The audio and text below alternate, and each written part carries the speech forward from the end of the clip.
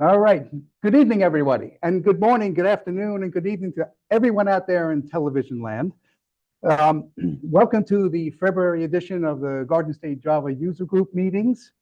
The Java User Group gods are smiling on us because we've had all these small storms this past few weeks, and we have a beautiful day today. A little cold, but still, this is awesome. So thanks for coming out, spending your time with us. We certainly appreciate it. So let's get going here. We have a lot to do tonight. Of course, we're going to thank our sponsors, as we always do. Talk about what's new. I'm going to introduce Jared Simonetti. He's you're graduated, right? Just about to graduate. So he's still a student here at Drew. He's going to do a lightning talk. And then we'll introduce Jeanne and Victor, who are our special guests tonight. We'll have their main presentation. And then after they're done, we'll come back and talk about some upcoming events and what we are doing for the next few months and all that good stuff. So what's new? Thank you to our sponsors. Payara is our gold sponsor. So they're the makers of Payara Cloud, Payara Server, and Payara Micro. Let's see. There we go. Azul is our silver sponsor. And our partner is Devnexus. And as I've been discussing with a lot of you folks, I know, and a few of us will be there next month for Devnexus 2025 in Atlanta, Georgia. A lot of great talks. There's the Java User Group Leader Summit. There's the Java Champion Summit. So a lot of good things going on down there. Our per meeting sponsors, JetBrains, as you know, who makes IntelliJ IDEA, WebStorm, ReSharper, all those IDEs. Romanelli's is a new sponsor. They are helping us out with sponsorship for pizza.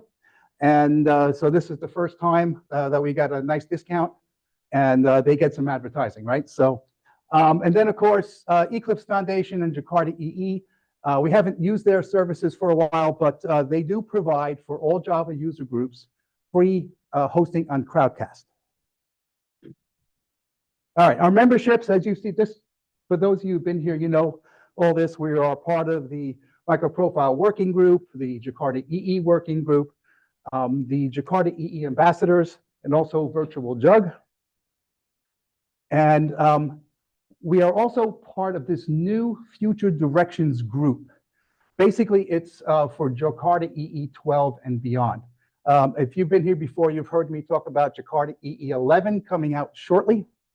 And then, so this is for anybody who's interested.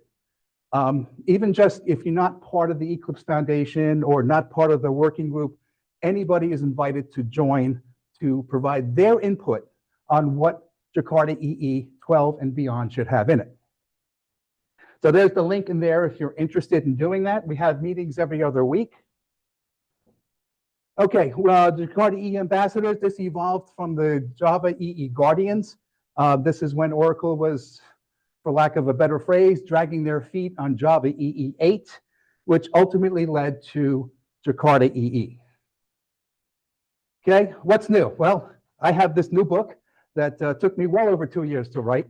I mentioned it last month, but we weren't live streaming, so I wanted to put it out there. I meant to bring another copy to give away, but I forgot. So next month for sure. Barry and I did a podcast with Payara, and we spoke for a good hour, I think, with Dominica from Payara. So we had a lot of fun doing with that. Of course, some New Jersey references came up in that, but it's New Jersey. So if you're interested, please take a listen right there. We had a lot of fun doing that. All right, JDK 24 is now in its release candidate phase. The first one last week. And you've seen this before. There are 24 new features for JDK 24. That's all of them there. Yeah, the release schedule, release candidate 2 is supposed to come out on Thursday. I'll monitor, of course, the mailing list to see when Mark Reinhold will officially announce that. And then at day 1 of JavaOne is when JDK 24 will be formally released. All right, Jakarta EE 11, the core profile was released last December. The web profile and platform are almost there. Web profile most likely before platform because there are less specifications between those two. And then I mentioned the future directions group. All right, there are 16 specs of the 30 that are part of platform that are getting updates. And you can see them there. The one new spec is Jakarta data. Okay, we have adopted that specification, and I'm one of the committers. So that one's a lot of fun. And you've seen this before. This is how I do my random drawing. You can get the source code if you're interested in seeing how I do that. And if you do it and you see something that can be improved, please shout out, give me the proverbial slap in the face, Oh, wait a minute. Oh, that's not fair. Anyway, all right. So before I introduce Jeanne and Victor, this kind of came up last minute, so I wouldn't have a chance to advertise too much. But Jared Simonetti is here. He's graduating this year. Congratulations, by the way. He's going to do a lightning talk, something about gaming, right? So please give Jared a nice warm welcome.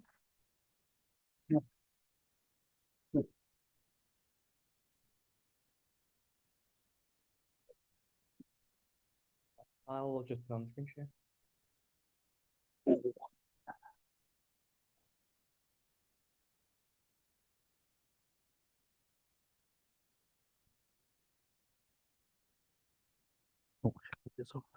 Perfect. All right, so for my lightning talk, I'm going to be talking about the versatility of game development, specifically the game development environment. So to start off, I want to talk about what it takes to create a good video game, or just a video game at all. The only things that you require, you'd think of, say, art, music, programming. These are all things that are quintessential to gaming typically, but all of them are used to make a good video game, but none are actually required to really make it in the first place. The only true requirement is hardware.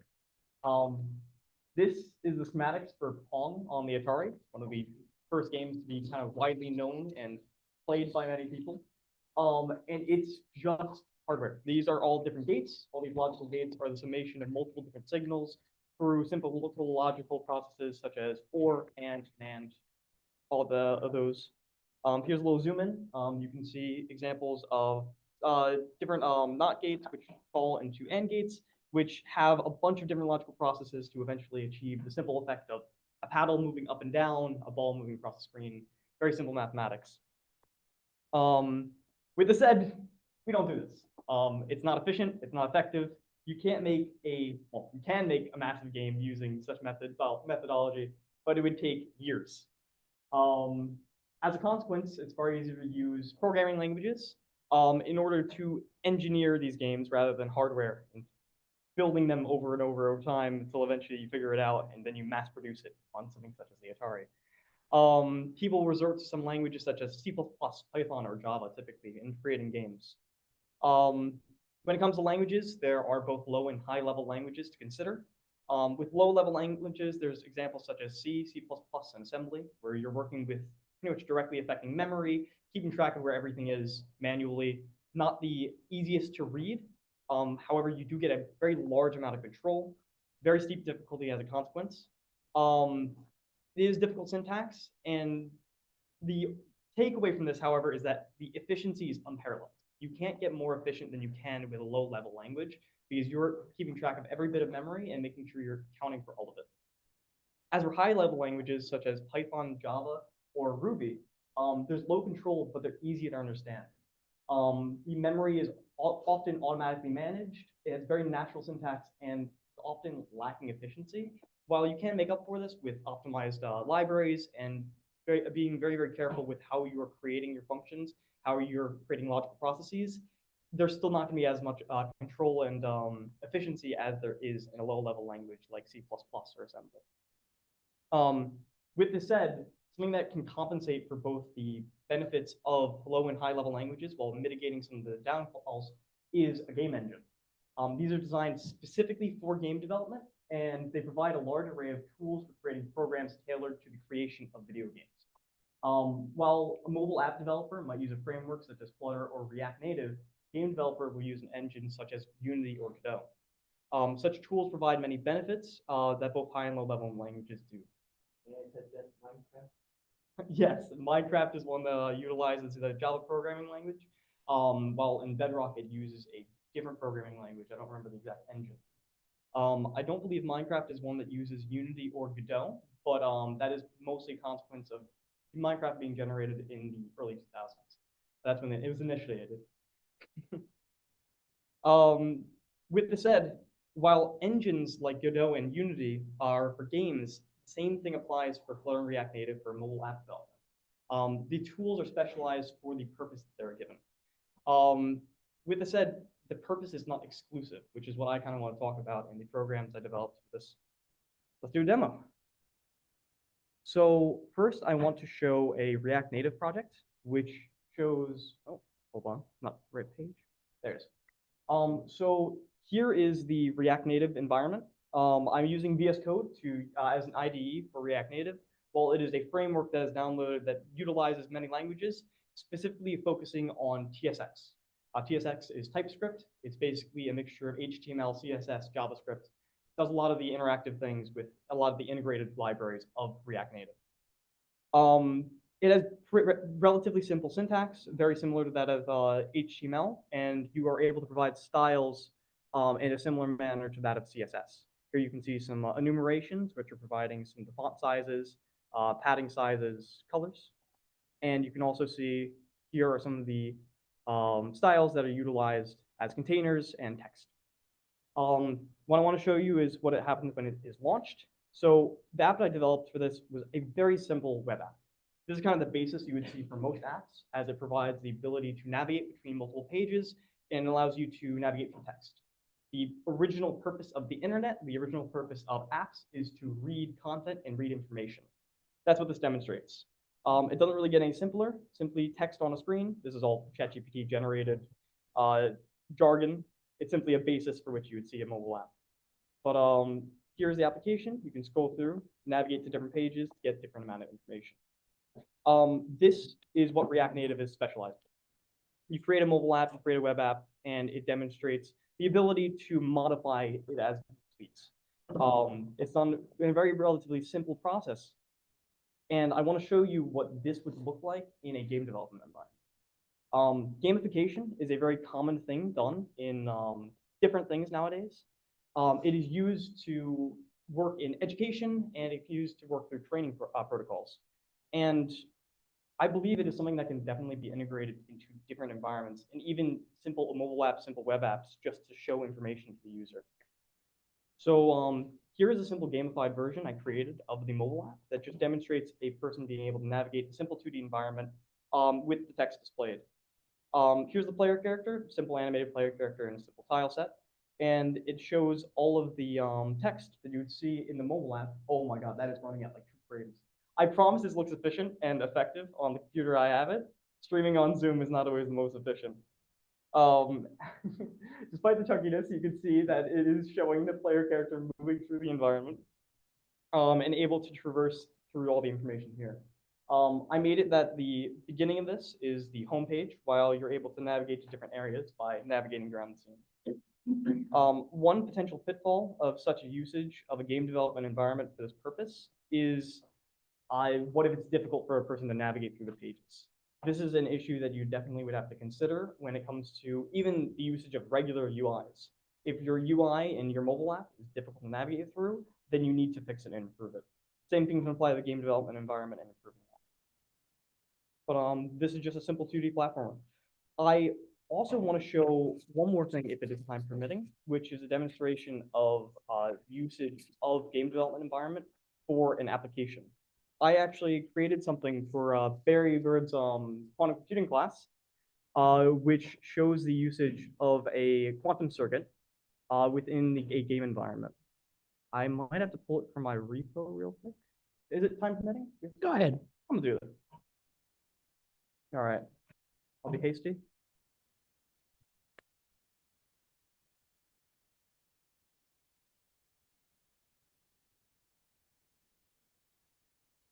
I'll take a second. Perfect. So in Barry Bird's quantum computing class, we went over the usage of quantum circuits, and we also briefly went over the topic of simulators. simulating, actually not even briefly, we used it in the entire class. Only very few times did we actually use a real quantum computer to do our But you our did use a calculations. real quantum computer at one We point or did. two. We absolutely Okay, did. all right. Just Whenever wanted we to make wanted that clear. Yeah. No, of Okay, course. But here's the demonstration of a 3D environment that is used for the purpose of showing the usage of an application.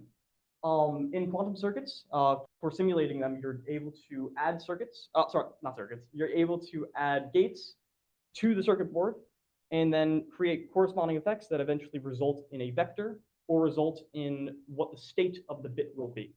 The combination of multiple bits, depending on how many quantum bits you're using. This is a simple simulator of 3 quantum bits, and here are some different gates that can be applied to it. So the Hadamard gate is one that, again, this is not a quantum computing talk, but might as well talk about it. The Hadamard gate is supposed to put a bit into a quantum state, which puts it in basically 50-50 probability, 0 and 1. Some might hate the way I explain that, but for brevity, that's how much you're going to get. So this original bit that was a value of with 1 at the top and nothing everywhere else is split depending on the positioning of the Hadamard gate. You can do this with all the different gates, Hadamard, not gate, and it will change the vector in the end consequently. But this is a simple program that is being, well, relatively simple, that is being applied to a 3D environment with a character. Just an interesting character model you'd see in a video game or something like that, and you're able to navigate the environment as you please. And again, it looks very choppy, but that's a consequence of Zoom. I don't have anything else to share unless there's any questions. But Questions? So is this written in Java or? This is written in Godot, which is a game engine that utilizes GDScript, a Python-like script, which you can see here, and is run in a backend of C++. It also has compatibility with C# for modifying the code. Other questions? Wait until I bring the microphone. Whoa, whoa, whoa, whoa, whoa, whoa, whoa. Hold on. Question? Is that software only proprietary? Can you download it, free samples of it? So Godot is completely free and open source. It is community developed for the past approximately 13 years. Question. That would be difficult, what you just talked about for, say, at a high school level. It would be very easy at the high school level. Okay. If I were to suggest the education process for game development and programming, the 2 I would recommend, which are the ones I picked up, were Log4j, which utilizes the Lua scripting language, as well as C++ in the background, and the Godot engine, which utilizes C++ in the background, GDScript, a Python-like script, relatively simple, similar to like C. Now, what's the product you mentioned? You said what? Log4j. Log4j, It is okay. a game framework, not an engine. Okay. Now, engines can be a bit daunting with the amount of information that's provided to the user, which is honestly why I would suggest a framework for an engine. Because it allows you to get the fundamentals of the process function, whatever is run at each frame, as well as the ready, everything that's initialized at the beginning of the scene, as well as general hierarchies and node structures, parent-child relationships. And Bill. What and where was the quantum computer? There are multiple quantum computers of locations I do not know, but they were given names like San Francisco and random cities that were popular in the United States. They were on the IBM cloud. Yeah. We were using Qiskit, and it was being, the IBM cloud I just mentioned. We were utilizing Qiskit for the actual Python scripting, which is able to interact with the quantum computer. Other questions? Oh, I have a question that's going to embarrass you. I have a question with it. You seem so knowledgeable about all this stuff. You must have been studying computers when you were just a small kid. Am I right? Yeah, no, I picked it up like not. When was the first time you wrote a computer program? Probably or- like Or did anything computer-wise? maybe December in like 2023. Yeah. Okay. So about 1 year ago, maybe a little bit more. The first time you, yeah, okay. Yeah. Yeah, okay. There you go, okay? Thank you. Jared Simonetti, everybody. Great. All right. Thank you very much, Jared. That was awesome. One of these fine days, I might get into all that. And AI as well. That's another area I'd like to study. But so it's my pleasure now to introduce Jeanne Boyarsky and Victor Grazi or Grazi. Grazi, okay, great. Did I say it right? Okay. Jeanne is a Java champion and from New York City and has been a Java developer for more than 22 years. She's co-authored the Wiley Oracle Java 8, 11, 17, and 21 certification books, along with a new book, Real World Java, helping you navigate the Java ecosystem. And I believe that's with Victor. So congratulations on that. That just came out recently, right? That's awesome. Jeanne volunteers at CodeRanch and mentors the programmers on a high school robotics team in her free time. She has spoken at numerous conferences, including Devnexus, QCon, KCDC, and JavaOne. Victor is also a Java champion, Senior VP at BNY Pershing X. Is that part of BNY Mellon right there? Okay. He is a Java champion, author of several open source projects, including the popular Java Concurrent Animated, which I believe you showed us a few years ago. And then co-author of the book Real World Java, as I just mentioned. He serves on the Java Community Process Executive Committee, won an Outstanding Spec Lead Award for JSR 354 Money and Concurrency API, and has presented on Java-related topics across the globe. Now, for myself personally, with Victor, he was the one who recruited me to write for InfoQ back in 2016. Actually, it was 2015. So, actually, it's the smartest thing I ever did to take you up on it, because since then it's been almost 9 years, and so Victor was the lead Java editor at InfoQ at the time. And then you stepped down and Ben Evans took over. And then I took over for Ben back in 2021. So I tell you, it's been a great experience writing for InfoQ. Of course, being able to go to QCon conferences is a nice benefit. And serving as a dedicated reporter, it's a lot of work, but you get your expenses covered. But besides that, okay. So, but yes, thank you for that. I always appreciate it. So, without further ado, I'll stop yapping, and it's time to have Jeanne and Victor do their presentation. We need a minute to figure out we're gonna do the. Oh, is that the Jeanne? So this is my screen, but it's the screen I'm on, right? So Barry, I would like this to be a different screen, so that's the other screen, right?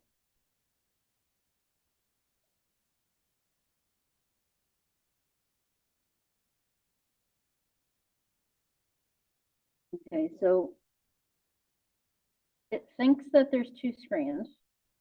How do I get one of them to display over there?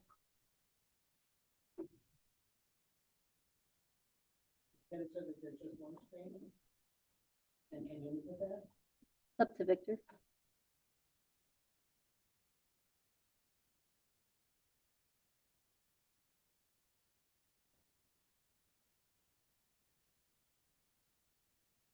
Victor, are you okay with not having presenter view? Okay, then apparently that's fine.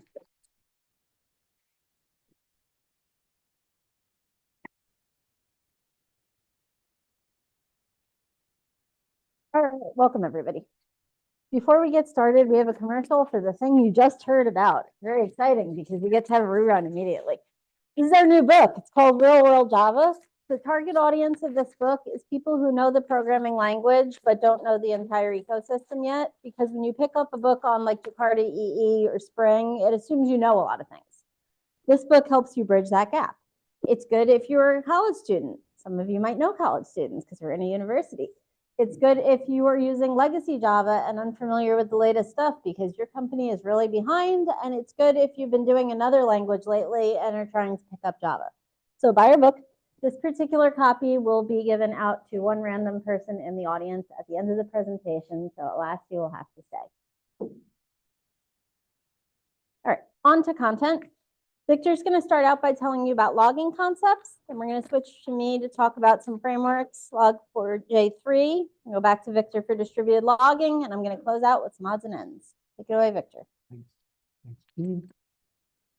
So the idea of this book that we wrote was that when you go to school or you've learned Java, you've learned the basic, how to write a for loop, or you've learned how to write lambdas, but yet, having been in the industry, in enterprises, working in enterprises for as many years as I have, I'm no spring chicken.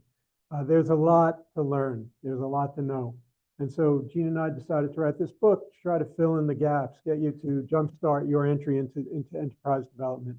One of the chapters in the book is about logging. So everybody's first program, I think, was System Out Print Line, Hello World. I know it was my first program, and probably when I wrote this program the first time, I didn't realize the power of the log. There's so much information in these logs. But alas, you're not really going to get the full power of this information with just Java System Out Print Line. What's wrong with System Out Print Line? Different environments have different requirements of what you want to print. If you're doing local development, you might want to print out a lot of variables, see what the values of variables are, where you are in your application, you know, in your application run time. Where are you? There's no way to really separate that. You don't want to display that in a production environment. Also, you might have different requirements of what you are logging, right? You might want to have in production, you want to have audit logs or error logs, informational messages. You might want to put them into different places. So you can't really do that with System Out Print Line. Nowadays, we have microservices. Microservices are different applications running on different servers. If you want to trace the flow of a program from one microserver to another, if each one is producing logs on different servers, it's not really going to be too helpful. You want to have them in one place. Also, there's so much rich information in these logs. System Out Print Line doesn't give you the ability to search these or to filter these. There's a lot of information in these logs, right? How many times did somebody call this? What are the most popular execution paths? So there's no really, with System Out Print Line, there's no way to kind of aggregate any of these metrics. Also, performance. Sometimes it takes a lot of work to print out a log message. And if you just if you stopped your program from running and just only printed all the log messages, it would take quite a while to run that. So that's how much time your log messages are taking. You can do asynchronous, you can't do asynchronous logging. You can't do lazy logging with System Out Print Line. Also, if you're printing out to logs, these logs to files, these files are taking up space. You want to be able to rotate these and recycle them after a while. You can't do that with System Out Print Line. But logging frameworks solve all of these problems with Flare. They provide all of the capabilities that I just described. There are a lot of different logging frameworks. Jeanne is going to talk to the most popular ones, Log4j and Logback. There's a few basic concepts that they all share. So one of the things is, what is a logger? So instead of saying System Out Print Line, you tell the logger to what you want to print and how you want to print it and stuff like that in a very concise way. A logger has a name, it has a level, and there are different levels of logging. We'll see more about that. And if you don't specify the level for a particular log package, it will inherit from the parent package. So we'll see about that. Okay, so what is a logger? So first of all, a logger you get from a logger factory. You give it a name. And that name is usually could be a class. In this case, we're passing in a class, or you could actually pass in a string generally. And this way you can organize your log messages by name. This could be private, and if you have multiple classes sharing the same logger name, you just declare that same logger name in a different place. The logging frameworks will always give you the same logger instance. So you're always going to be using that same logger instance for the same logging name. You can make it final because it's like I said, you're going to be using it you're going to be declaring new ones in different classes. So there's no reason for one class to reach into a different one to get hold of it. And it could be static. These things are thread safe generally, so you don't have to worry about sharing instances if you need to. Naming loggers. So normally what we'll do is we'll get a logger by passing in a name or passing in a class. And then you can log to that logger by using an appropriate method. So for example, in this example, I'm saying logger debug. Debug means print this in the log at the debug level. some environments may not want to display the debug level. So each environment will be configured to display the level that you tell it to. This is normally in production environments, you're going to say logger.info, and those messages will be displayed, but debug messages won't be displayed. You might have warnings, so you'll say only display these messages if it's a warn, and these will be non-critical messages. So maybe an exception that was not accepted, but it was handled, but you want it to come in the log so you know about it. We could have error, which will print out critical error messages, and those you'd want to have in all environments. So just to talk about the common levels that you'll find in the different logging frameworks, there's one level called all, which will display all log messages in any environment. We usually don't ever use that. Trace will be for very detailed debugging messages. So you would probably you might want to have that in your local development environment. Debug is a little bit less verbose, but it's for diagnosing issues in development. So you might use debug to display variable values, things like that. Info is probably the minimum level that you'd probably have in a production environment. Warn level will be for non-critical, unexpected conditions. So things that, like I said, that, yep. Yeah.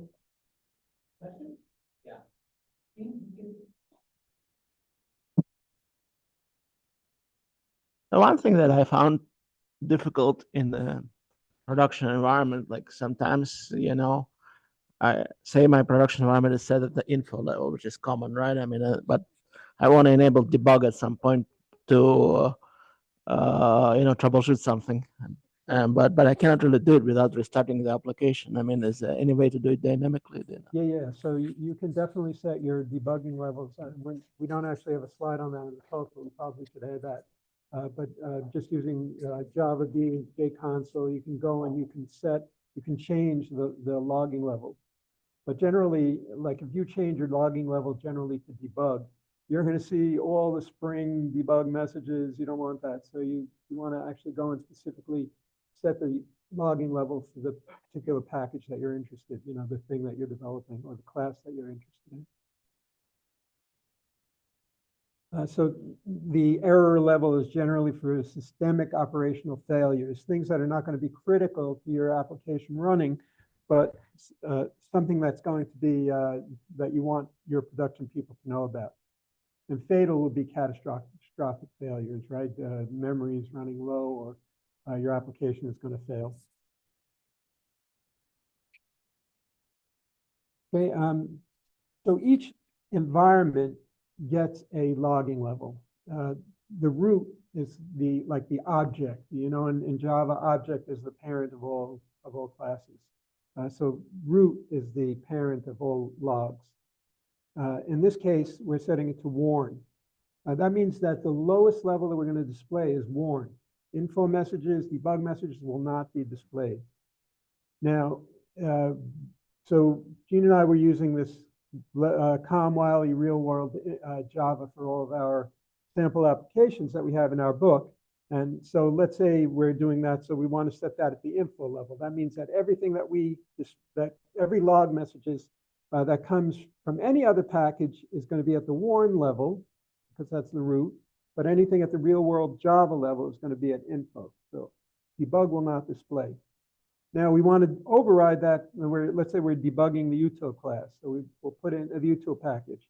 So we'll set that at the debug level. And everything else will only display at the info level, but the util package, anything in the util package will display at the debug level.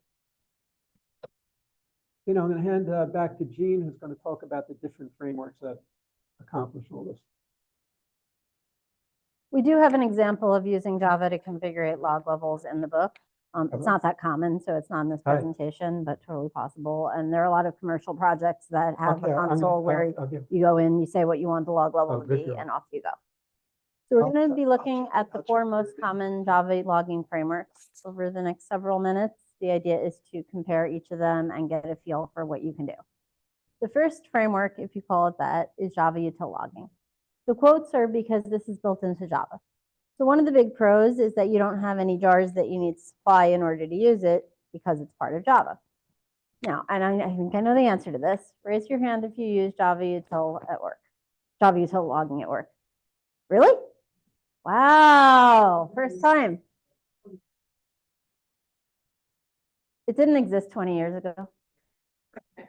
It was like 15 years ago.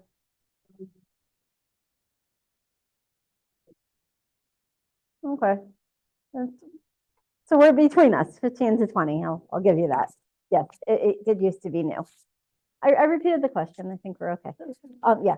But most of the time I ask that question and everybody stares at each other awkwardly like, no.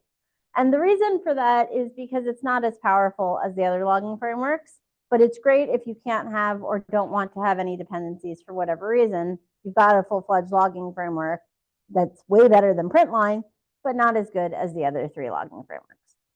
So to use the logging framework, we see the things that we're accustomed to seeing in any logging framework. We have a static method that gets the logger. You can get it with a string. People typically use the class name as the string, so they have a prior of finding the log message, but you can name it anything you want. If you want your logger to be foo, you will have a lot of foos in your log.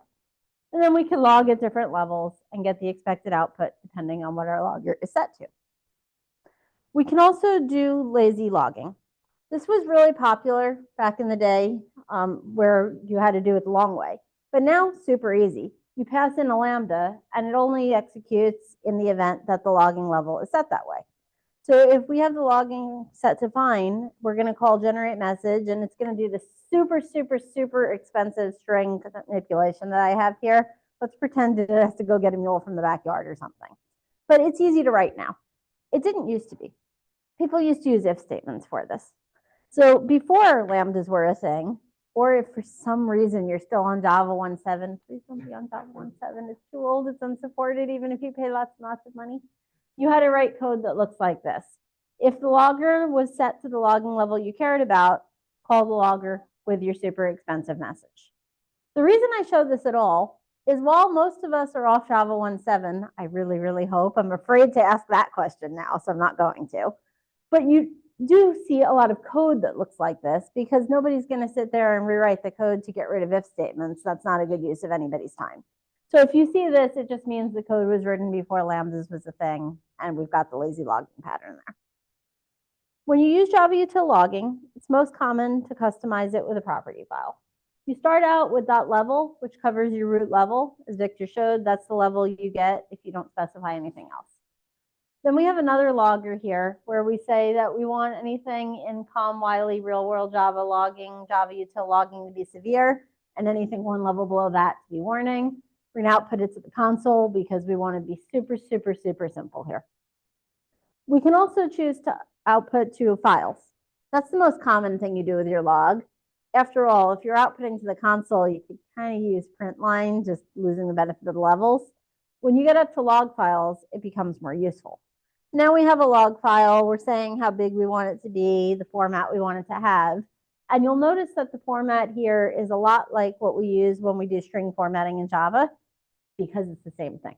So it gives you a lot of power in order to customize your logs. But as we expressed, except for one guy 15 to 20 years ago, people aren't using Java Util Logging. They're using the other logging frameworks. Log4j is one of the older logging frameworks. It even preceded Java Util Logging, believe it or not. And it is very wide used because people are using it. A lot of these frameworks are pretty much equivalent to each other. So if your company or your team has been using Log4j, they're going to continue using Log4j for consistency. It meets all their needs totally fine. People who started more recently may choose a different framework. Also okay. It's a lot more powerful than built-in Java Util Logging, and we'll see why shortly. Log4j is split between 2 jar files. There's the API jar file with what methods you have available to you. And then there's the implementation, which is the core file. That's where you actually have the loggers, and you can specify what type of logging you have. There's also a long list of optional jars for customizable behavior. You can do all sorts of things, like you can specify your input in YAML instead of a property file or XML. Don't think you should, but you can. There's all sorts of specialized output files like logging to a database, and those are all in separate files because most people aren't using them, so why should everyone have to get those dependencies? Great. So our logging code looks a lot like Java Util Logging. We still have a static method that gets the logger. We still have our call to the logger. What you'll notice here is we just said get logger. We didn't say what it's going to do. And that's okay, because it knows what class it's in and will automatically give you that logger. Also, I'd like to give a shout out to our cameraman because I move a lot. I hope you're enjoying that. Loving it, loving it. Gotta give him something to do while eating pizza. Totally. Okay, so anyway, you can specify an actual name if you want to be able to customize it. But what's really cool about Log4j is there's two types of loggers. There's the traditional logger, and then there's the formatted logger. The traditional logger, you just use squigglies to represent the parameters that you want to be logged. The formatted logger uses, guess what? The stuff we would use in printf or string format. So we can customize it in a way that's super logical and super obvious to any Java developer. But both of them work with Log4j, and you can choose whatever you want. I do recommend you choose whatever your team chooses. It's really annoying when you're in a project and every class uses a different way of logging. That just invites you to have squigglies in your log because someone didn't realize what was going on. Now we have a property file, and you can see the ideas here are the same as in Java Util Logging. The syntax is not, because every logging framework has its own way of approaching log. We start out with an appender. That's where we want stuff to be logged to. In this case, we're going to use the console, and we describe what that means later, which is that we're going to have it just go to system out and use some really basic formatting. We also have our logger where we say which package is going to be named. And this logger book is the properties that all go together. Everything with logger book, one grouping. We're going to say here that we're going to output standard out again and info level because top level is error level. But our code is super good. We want to hear much more about it because if there's a problem, we want to know. What's really interesting in Log4j though is this additivity equal false thing. I wonder what that's all about. Well, when you have multiple loggers, what Log4j does by default is, oh, I see an info message. Well, I'm going to log that because the default logger says I should log error. Got that. I've logged that. Ooh, I see the other logger should log info. I'm going to log that one too.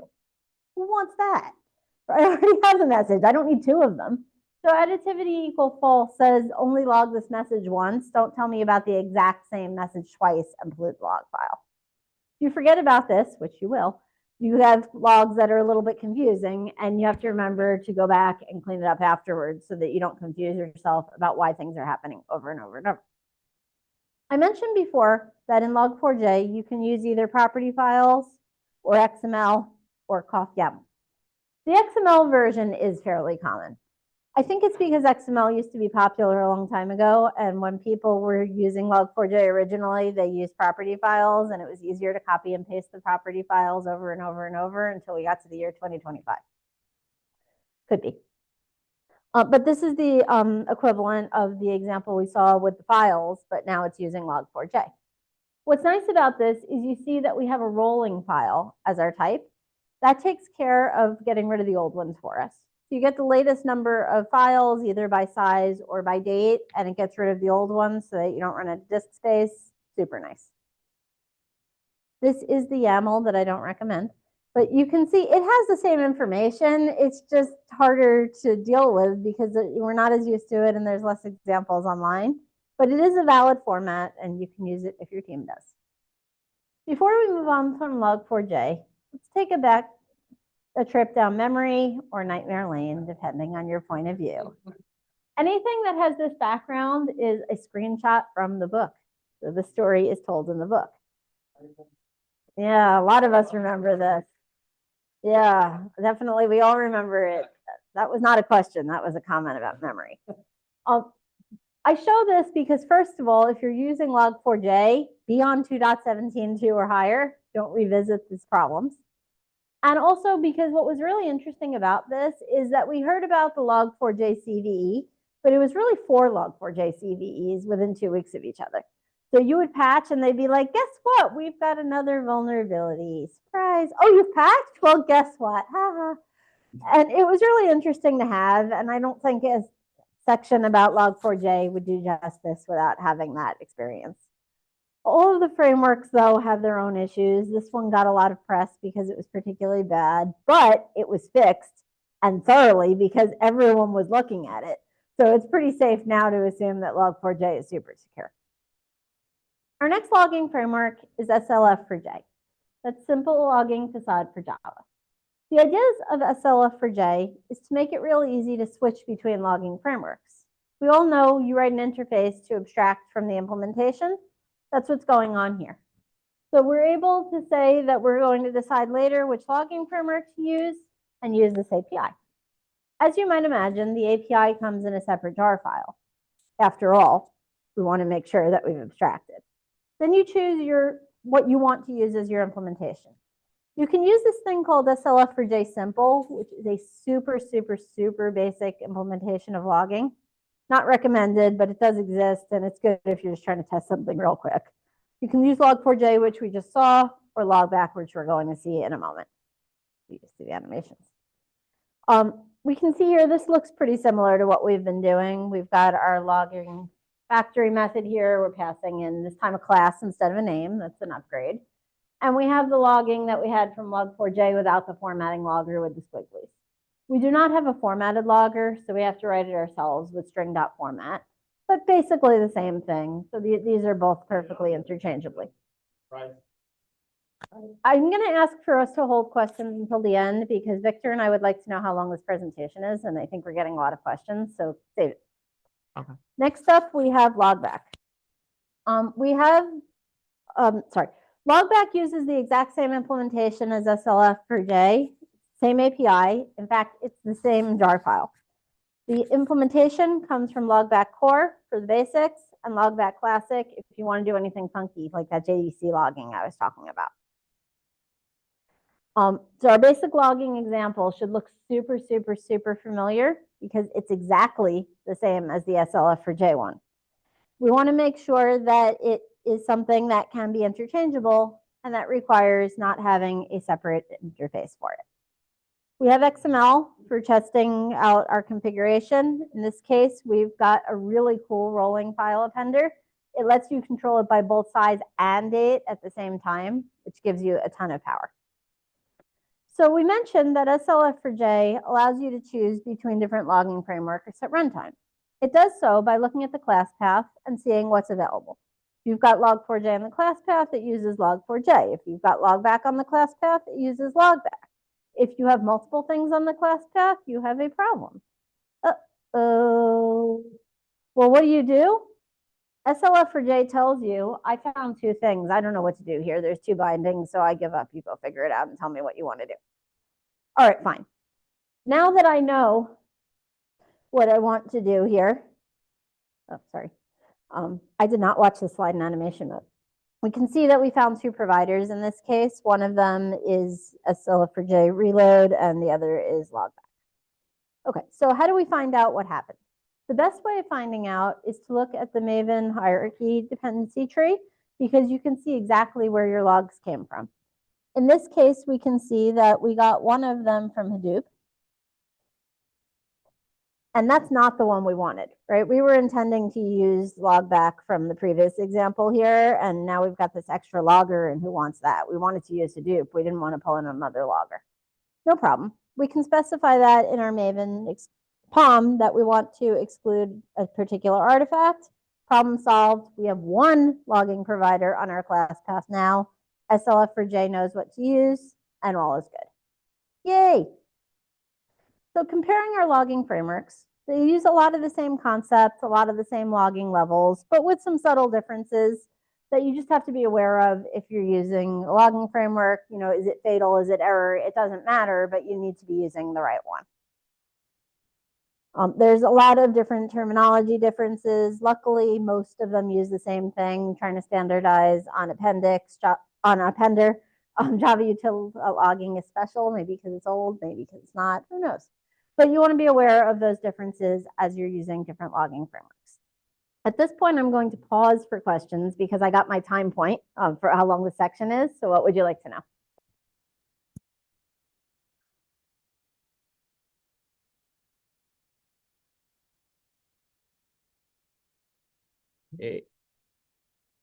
Not Which that- example? The one where you had format. This Yeah. one or the Log4j one? It doesn't matter. Okay. So you normally wouldn't do that. You would normally define some kind of layout, right, or something. If you wanted all messages to have the same format, yes, and we had an example of that on a prior slide. If you want to control the format of a given message rather than the fields, then you would choose to use this because not all of the fields would have the same, not all the lines would have the same thing. But So if it's you- useful, like when you're including the date, to include it in the logging configuration because you want all of those to be the same. This is just a message, right? I'm not going to put this message in the overall logging config because it's specific to this particular line.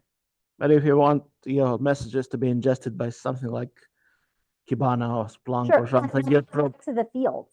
That's the date, that's the logging file, that's the time. It's not about this particular message. This particular message is just string text, and it makes sense to do it this way. Okay. We have a question in the back. In addition to me moving, we're giving Mike exercise. This is great.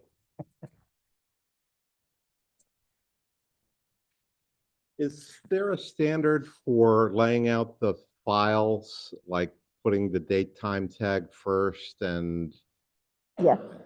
There are logging standards. Typically, they're organizational, definitely project-based, often company-based. Date, and file name at the beginning is very common.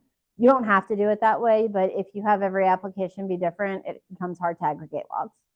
And do people ever write this to, say, a SQL database, or is that just too much overhead to worry about? But while I don't know anyone who logs it to a database, all of the logging framework providers provide links to do so. So clearly someone is doing it. Do you know of anyone who's doing it, Victor, or is this just someone must be on the internet, right? Because they wouldn't have added it if nobody wanted it. But I don't if you're personally looking know for anyone. something and you have a big log, wouldn't it be easier to have it in the database and then? No, because it would be easier to have it in a different tool. And I'm not going to say anything more because that's in Victor's section and I don't want to produce spoilers. Any other questions about the material that has been presented so far? Okay. If we don't answer that adequately in Victor's section, ask it again. But I'm not stealing his thunder. All right. Log4j3. So Log4j3. We had Log4j1. It went away in 2015. That was a long time ago, not quite as long as Java Util Logging was created, but still a long time ago. Java Util Log4j2 is the current version. Came out a decade ago, active use. Log4j3 we think is coming out this year. It's been on the verge of coming out for a while now. And when I wrote the abstract for this presentation, I thought it coming out was imminent. It was not. We'll see that shortly. But there's no end of life date for Log4j2, so there's no hurry to upgrade anyway. Consider this a very short awareness section of what's going on. So I mentioned it seems like Log4j3 was coming out imminently. So in June of 2023, they had the alpha release. Cool, this is great. People are trying it out. They're going to use it. All is wonderful. And then in December, 6 months later, they had the beta release. This is great. We did alpha, we did beta. We all know what happens after beta. The answer is nothing. In February of 2024, they had beta 2. That was still reasonable because it was only 3 months after beta 1. They found stuff in beta 1. They fixed it and the release is imminent. It was no. Then in November, a long time after that, there was beta 3 and then nothing's happened since then. Looking through the threads of why this is, there were two big reasons. One of them was they needed a release of Log4j2 version 2.24 to come out first because Log4j3 does not have its own API. It uses the Log4j2 API, which is not confusing at all. So they needed version 2.24 in order to be released to do that. And then after that, it became a volunteer shortage of time type issue, and who knows when it's coming out. Luckily, if you are not an API provider, it's fine. So we can see this looks exactly like Log4j2 because it is exactly like Log4j2. It's more than just backward compatible, it's the same API. Luckily, they provide a BOM, a bill of materials, so that you can get the API from version 2 and the implementation from version 3 without having to think about it. So that part's nice. And we can see what you get as a result of that. So why does Log4j3 exist? Well, first of all, it offers full support for modules. I know a lot of people don't use modules, but some people do, so this is good. It has a smaller core artifact because they got rid of a lot of the code we don't need anymore. stuff like the bridge from Log4j1 or things that are completely obsolete. They extracted stuff out like the YAML config into different files. They got rid of the deprecated code and some obsolete code like an old version of Jetty that isn't even supported anymore. So that's nice, right? They took the opportunity of having a breaking change to make breaking changes. They also updated the dependencies. This is nice. Log4j2 did this thing where if you had an optional dependency on your class path, behavior changed. And they got rid of that and made it a little more saner, which is nice. Also, they are changing the syntax of the property file for how you are able to specify your logging to use a format that is more similar to what Jackson uses. However, the examples of it do not work on my machine, and the examples of the documentation are not complete. So I am waiting for it to actually be released before I try this again. Do not recommend the new format yet, but it's coming. And the big changes come for people who are using it as library providers themselves, because they changed a lot of the advanced configuration and implementation to get Log4j2 out of the name. Luckily, that is backward compatible, and the providers can upgrade at their leisure. So the takeaway is Log4j3 is coming one day. There is no hurry to use it, and the benefits will be minor, so you don't have to worry too hard about, oh my God, Log4j3 is coming out, I must change stuff. We now get to hear about distributed logging and the answer to your question.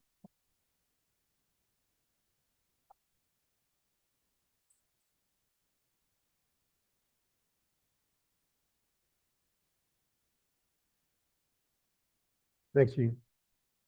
So you asked about storing all this data in a SQL database, and that's really a good point. You want to be able to search these logs, and you want to be able to query them. But people don't use SQL databases generally nowadays. They're using specific databases. So we're going to talk about that now. We'll talk about distributed logging. So one of the points of distributed logging is, nobody asked me about this or called me out about it, but one of the first deficiencies I was mentioning about system out print line is that you have microservices that are running on different machines, and we want to be able to get like a unified result. So we have the idea of being able to put all of the log messages from all of your processes in one place. That would be the database that you were referring to.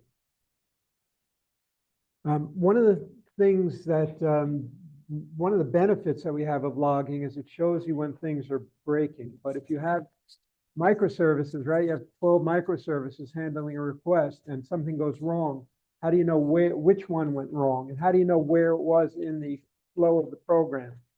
So that's one of the things that distributed logging is going to solve. And we'll go through some of the frameworks.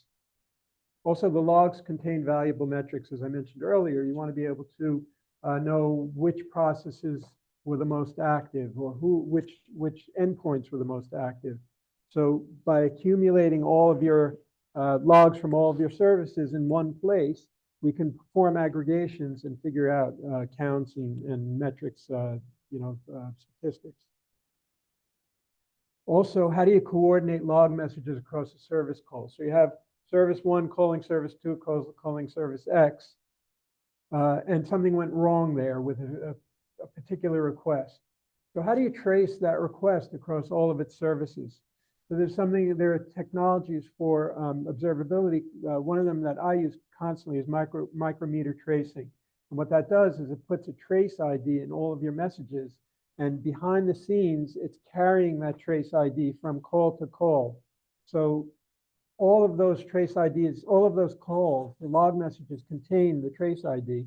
If you search your logs for that one trace ID, you could pretty much follow the program flow of that call and figure out what went wrong.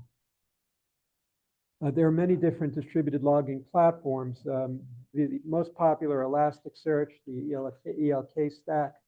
We'll talk about that in detail. Then there's Splunk, which is kind of a legacy application, still active development, but it's very popular in industry. And then there's the newcomer, which is Loki, which is really popular for reasons we'll discuss. So Elasticsearch, the ELK Elastic Stack. It used to be called the ELK Stack, but now it's becoming more of the Elastic Stack because it's a lot more than just ELK. E is the Elasticsearch logging engine. So that's the database containing all of the log messages. It also has APIs for searching, for adding new messages, and for doing all the querying that you would want to do. The L in ELK is Logstash. Logstash is basically it's a pipeline builder. You can build really robust ETL pipelines for Elasticsearch and for other platforms as well. Then Kibana is the metrics visualization component of it. It kind of looks like this. You could produce all kinds of charts, dashboards, tables, anything based on the log messages that are in there. So you can aggregate based on certain metrics and produce logs based on those metrics. Then beats are event-driven components that you can add to your logs. File beat will look for changes in the file system. Metric beats will look for changes in metrics. Packet beat will send log messages based on networking changes, etc. Splunk is really popular. We use it where I work. You could add a message into that into your search, and it will filter all of your log messages on that search. Now, this message was generated based on a lot of microservices. So you could see that there are a lot of different microservices running here. There are different, you could see within this application, within the logs, that there are different classes and stuff. By typing in a particular search field, a particular search word or a set of search words, or different, there's a language that you could use using ands and ors. You can filter down your logs. You could also produce tables based on the logs by giving it a field name to aggregate on, or many field names. So it's really powerful. And as a, yes, please.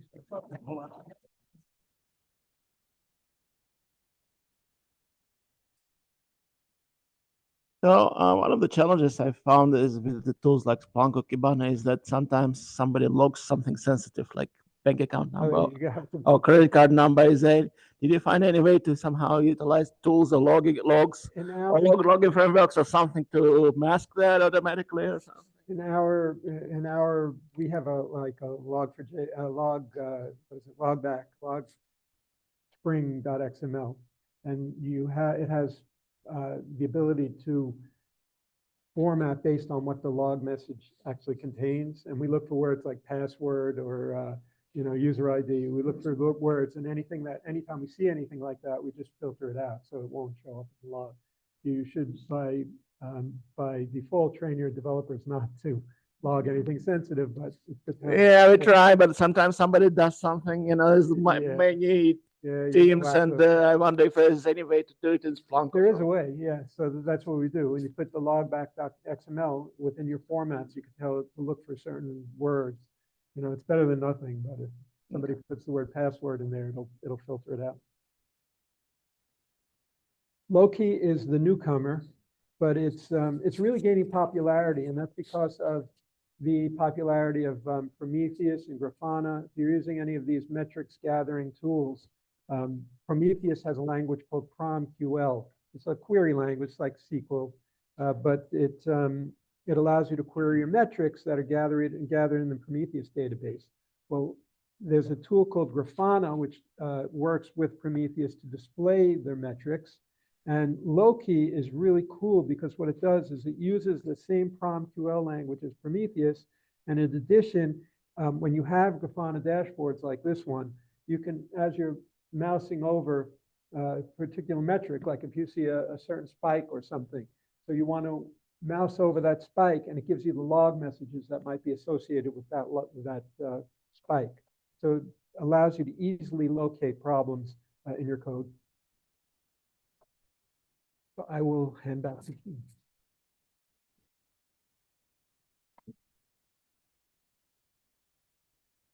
All right, before we get to the prizes, we have one more section, which is random odds and ends that didn't fit anywhere else. Because we're programmers and we have to have descriptive names for everything. Okay, so it wouldn't be a talk about anything without acknowledging AI, right? We all hear about AI constantly. It's going to do everything. It's going to be the kitchen sink, silver bullet, all of that is good.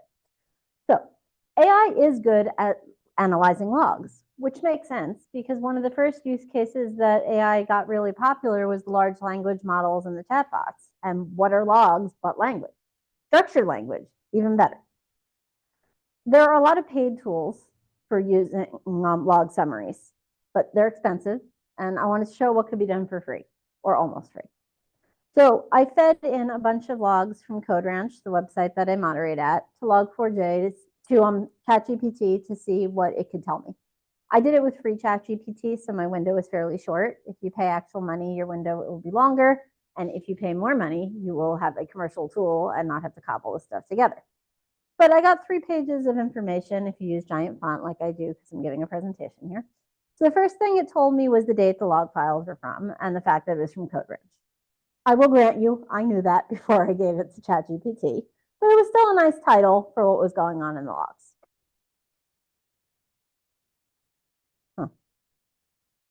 Okay.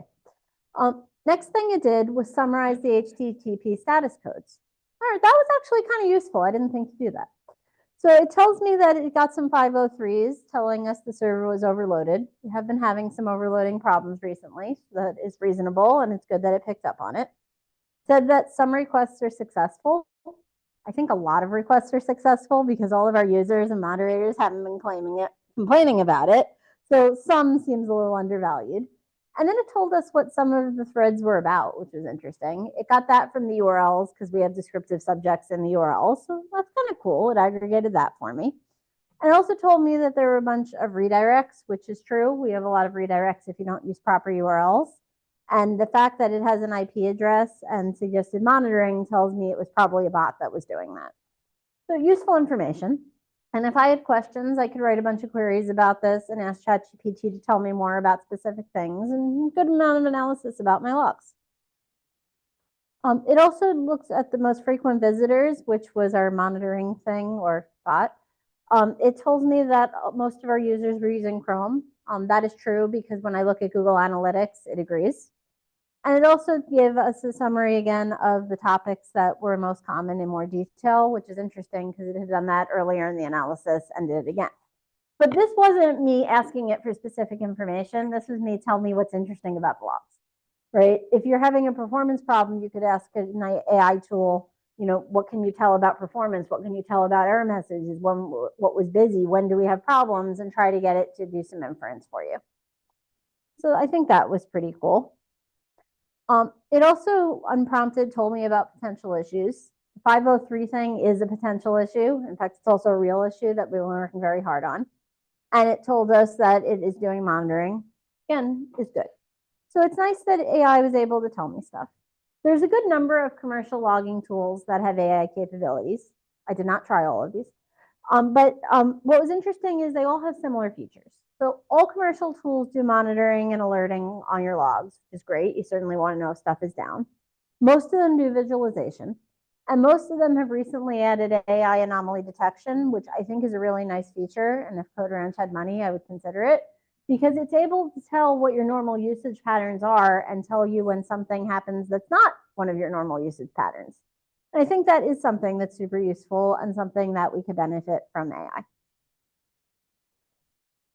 Finally, completely random odds and ends. In Java 9, Oracle introduced something called the Platform Logging API. This is distinct from application logging. It's meant for people who can't have any logging framework, not even Java Util Logging, because they don't want to have any dependencies at all, not even the Java Util module.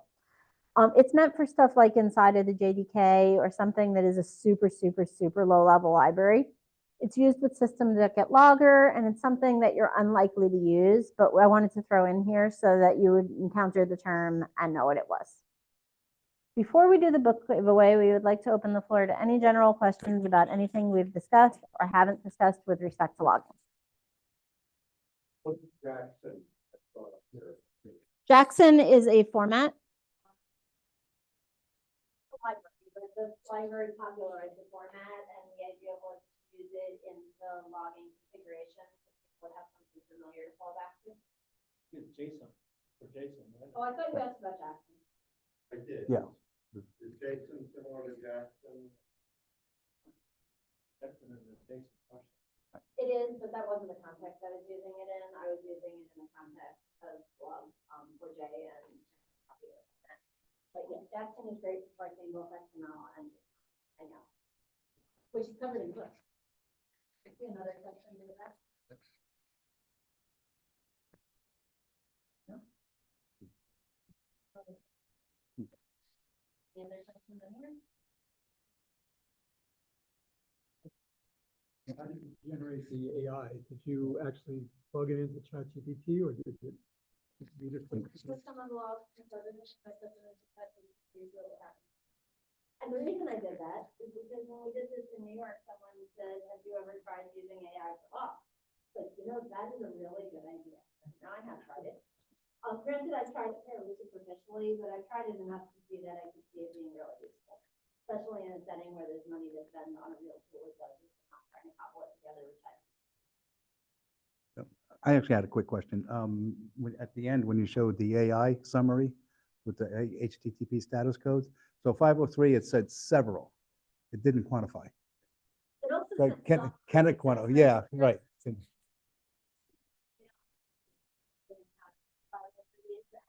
2% of our 503. I know that because it's something we've actually been working on, so we have actual metrics on this. But I did like that it said several and some, because it's like, it's got the rows, Right, right? sure. I mean, it's easy. Yeah. That's true. It tells you that. Units do that. Like how many 503s and 200s, guys. Exactly. Well, what was nice about the AI telling me about the 503s is I didn't ask it that. I asked it what it could find that was.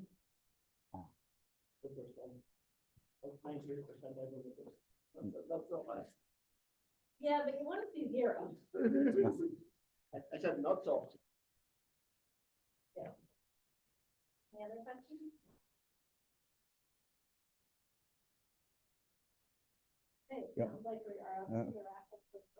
Right. The first one in your raffle is the one you draw. If you want to win the book, you say the next number in order. If you don't, you say pass and go on to the next person. I then draw a random number of the people who chose and and then I will pick a random number. We're still streaming with this. Oh, And- There you go. enjoy watching me count. All right, so you have the book you have. Yeah. One. Four. Five. In No. order, two. We're doing this in order. Four. Five. Okay, I know we're in New Jersey, we can do this, we can count in order. We have two people in do in order, the New York City people know how to count in order. Come on. Do this, prove me wrong, count them up. Six?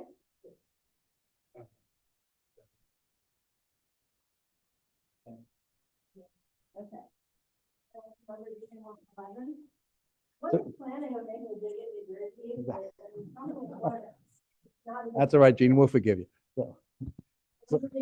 So I've always acknowledged Jean's way of doing this because we've done it before in the past here, Jeanne, just so you know. All right, awesome. And I don't know if Boris knows this yet, but you won the raffle for a free pass to Arc of AI. It's in your, Venkat sent the email a while ago. Yeah. So, but yes, congratulations. So I think it's you and Chris Braz or Braze, I don't know, BRAS. I guess he's not here tonight. So, but anyway, so that's good. So I think we may have one more raffle next month because his conference starts at the end of March into April. So, all right, we can go back to the end. And then you want me to do sharing. Yes, please. You want me to, you have to. Oh, I have to do indicate it. sharing. Okay. I have to share. Okay. So.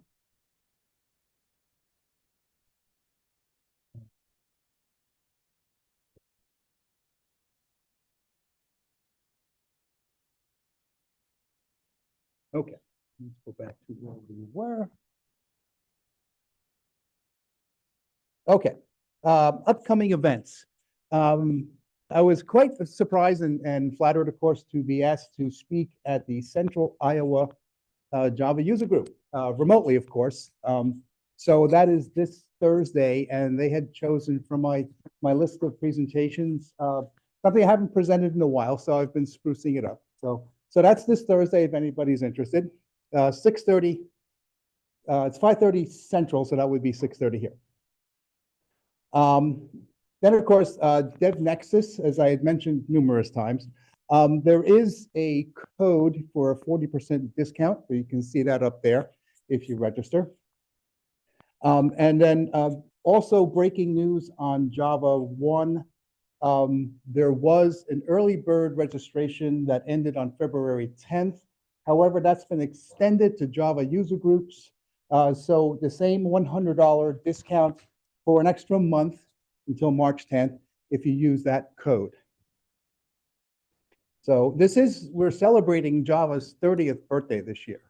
So really, it's going to be a lot of fun, I think.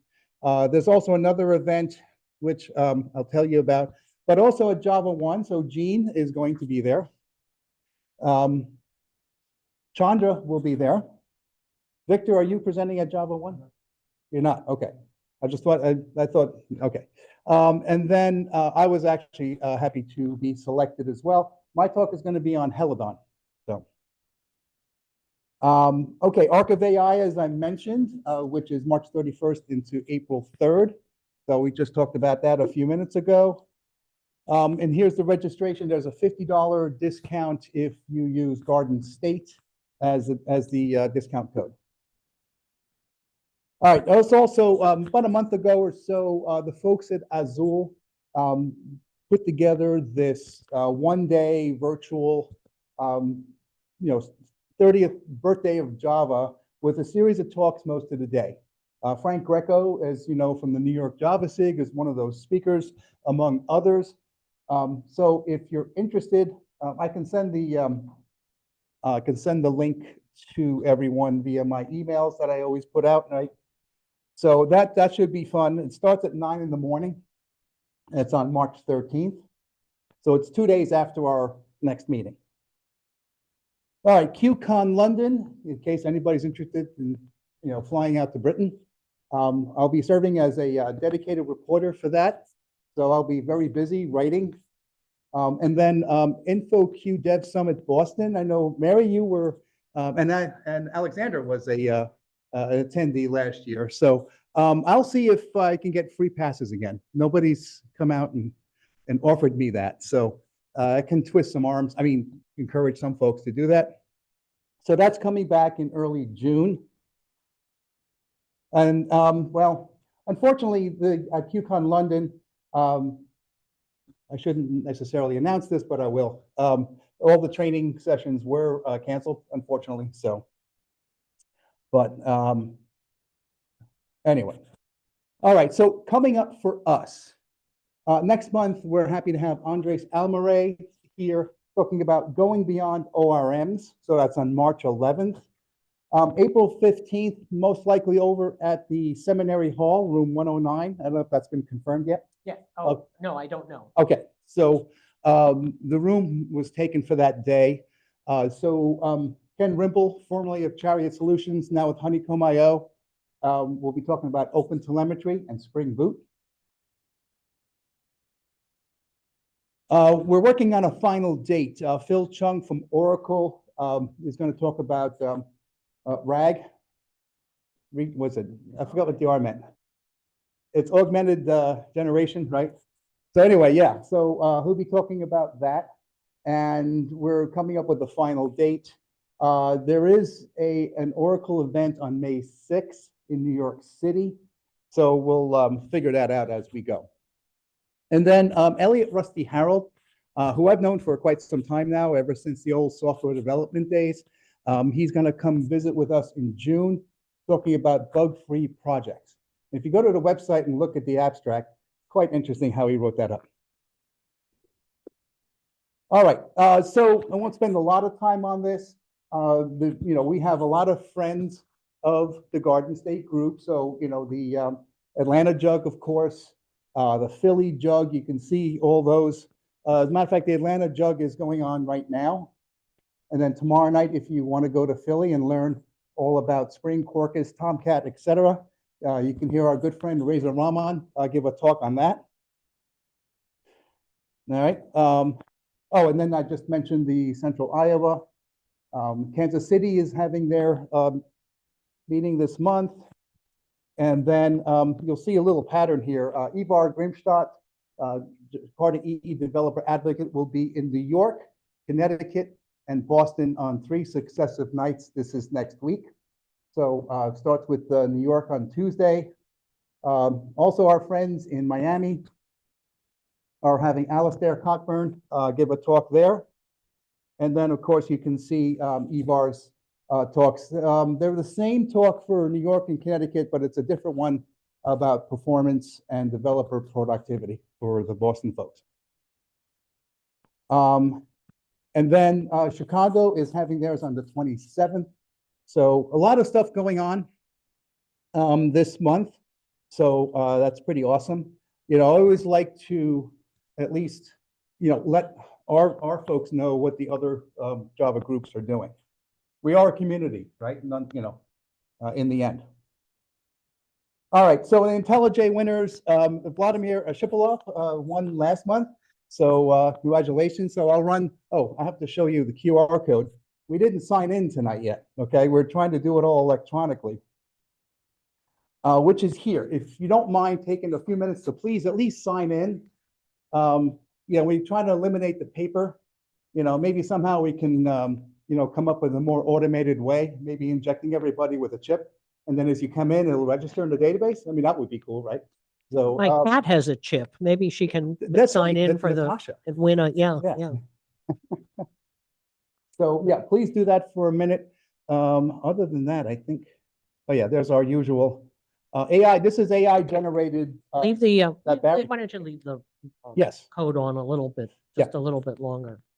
So yeah, thanks for coming out tonight. There might be a few slices of pizza left. There's stickers. I keep forgetting to mention that. I have a whole bunch more if you're looking for a particular one. I need to reorder the coasters one of these days. They were pretty popular. We went through them pretty quickly.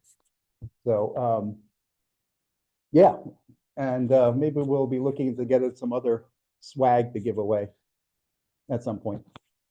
Good swag, free stuff, Good. always good. Absolutely. At the end of the meeting, can the 3 people with the copy of the book come over? It would be great to take a picture. Oh, that's an awesome idea. Yeah. All right, everybody sign in. All right, I take attendance, or I generate attendance. So this is going back to the old ACGNJ days. You know, kind of a good thing, I guess. But I think the rationale was for insurance purposes back in Scotch Plains.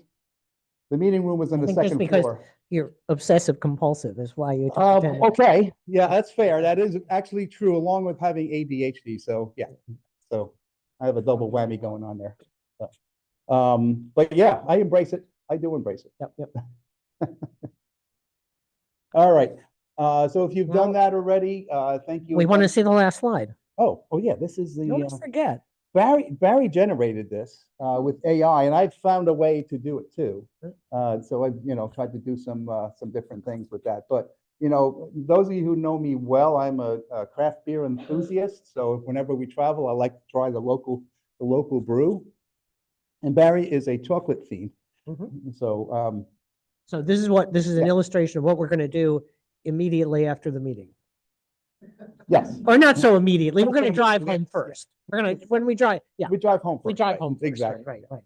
Yeah. So, but yeah. So, but yeah. Other than that, if anybody's going to Devnexus, please stop by, say hello. All right. And I think we're going to help with the Eclipse booth, Eclipse Foundation. I think I took a shift or two last year. JavaOne, Payara is going to have a booth. So since I do some contract work for them, I volunteered to help out as well. So nothing else? Oh, sure. Oh, I'm sorry. It's a, that's fine. No,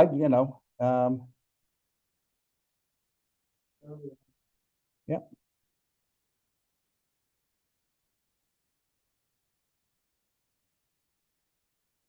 There we go. Yeah, so this is south of San Francisco, about 30 to 35 miles south at Redwood Shores. Okay, yeah, it's an Oracle site, I believe. So yeah, yeah, lots of good stuff. So yes, Bill. Absolutely, I should have done that earlier. Yes, thank you. Yes, absolutely. Thanks for that. So I have a good friend who works for Splunk, so I took I said, hey, you're being mentioned. So all right, great. Thanks a bunch, folks. We'll see you March 11th. And